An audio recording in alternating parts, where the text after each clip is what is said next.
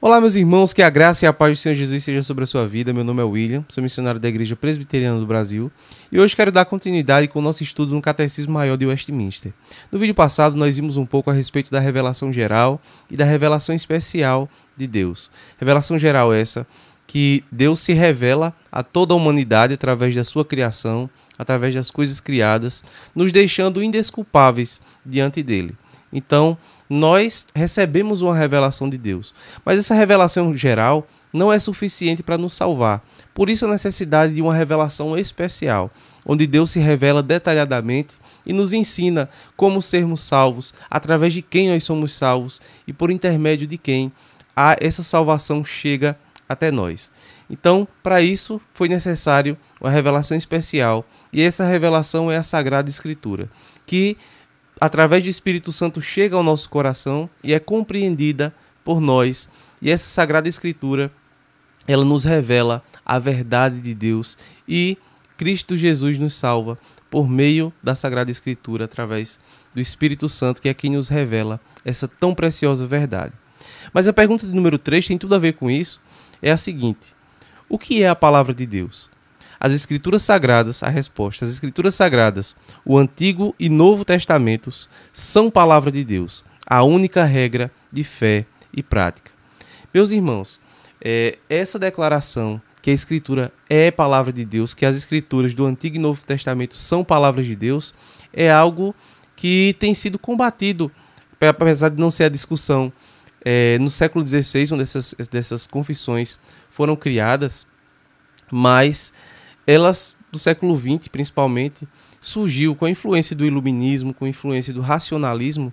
As pessoas passaram a desacreditar da influência da Escritura como sendo nossa única regra de fé e prática. Então, no lugar de ser considerada como sendo palavra de Deus, inerrante, infalível, incapaz de conter erros, as pessoas agora passaram a desacreditar nessas experiências espirituais que haviam no Antigo e no Novo Testamento, desacreditar nos milagres por causa do racionalismo, que acredita que tudo precisa ser explicado, desacreditar das coisas, das verdades salvíficas da palavra de Deus. Então as pessoas passaram a encontrar, ou ao menos afirmar que encontraram erros na Sagrada Escritura. Quando essa Escritura é preservada pelo próprio Deus, pelo próprio Espírito Santo, que não permitiu que houvessem erros nos seus manuscritos, nos seus inscritos originais. Então nós vemos aqui que a Escritura Sagrada, o Novo e o Antigo Testamento são palavra de Deus, não contém palavra de Deus. Se você ouvir algum pregador, alguém dizendo que a Bíblia contém a palavra de Deus e essa palavra passa a ser palavra de Deus quando entra no seu coração e faz efeito, você descarte essa pregação, porque a Bíblia é palavra de Deus, inerrante, infalível, incapaz de ter erros. Então, são esses dois os principais inimigos da inerrância da Escritura e da infalibilidade da Escritura. Nós, como cristãos reformados, cremos que o cânon da Escritura ele se encerra no final do Novo Testamento, no livro de Apocalipse. Então, esses inimigos são o liberalismo teológico, que distancia a palavra de Deus do seu significado, tira da palavra de Deus a sua essência espiritual, e nós vemos também o lado oposto, que são as novas revelações. Que novas revelações é essas? Qualquer revelação que é dada à igreja, para a administração da igreja, como sendo doutrina ou como sendo orientação para a igreja, e ela não está nas Sagradas Escrituras, então essas revelações são novas. E quando você recebe novas revelações para guiar a igreja, que não são a Sagrada Escritura, você está dizendo que essas revelações estão no mesmo nível de autoridade da Escritura Sagrada, fazendo com que o cânon não seja fechado e fazendo com que essas revelações passem a ter a mesma autoridade de palavra de Deus. Então hoje é muito comum nós vermos em algumas denominações, com todo respeito, e em algumas igrejas, essas novas revelações, onde Deus fala, segundo eles, como falava com os profetas do Antigo Testamento. Assim diz o Senhor.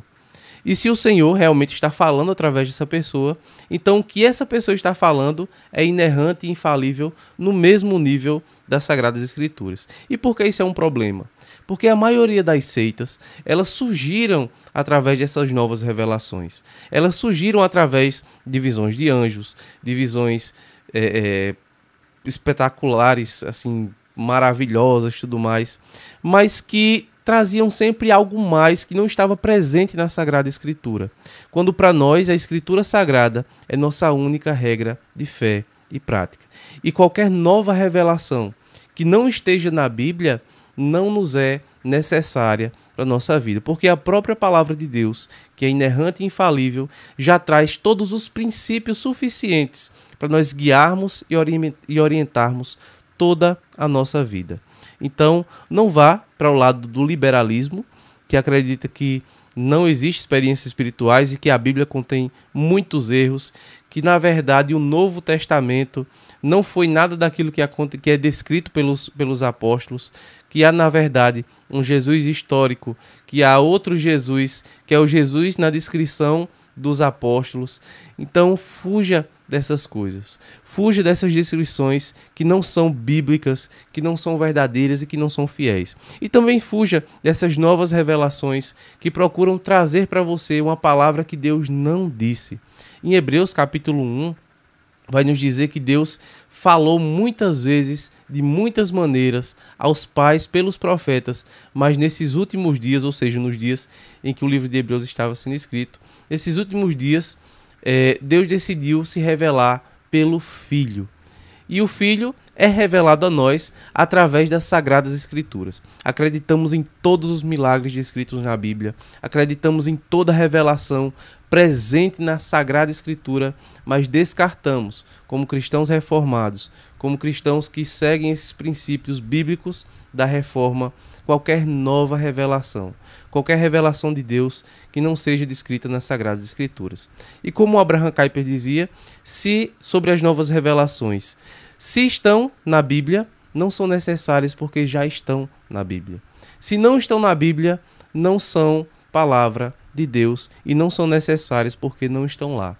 Então que nós possamos guardar isso em nossa mente. Fugir do ceticismo, do liberalismo teológico e fugir também do misticismo de muitas falsas visões que trazem novas revelações e enganam o povo de Deus. Que Deus te abençoe.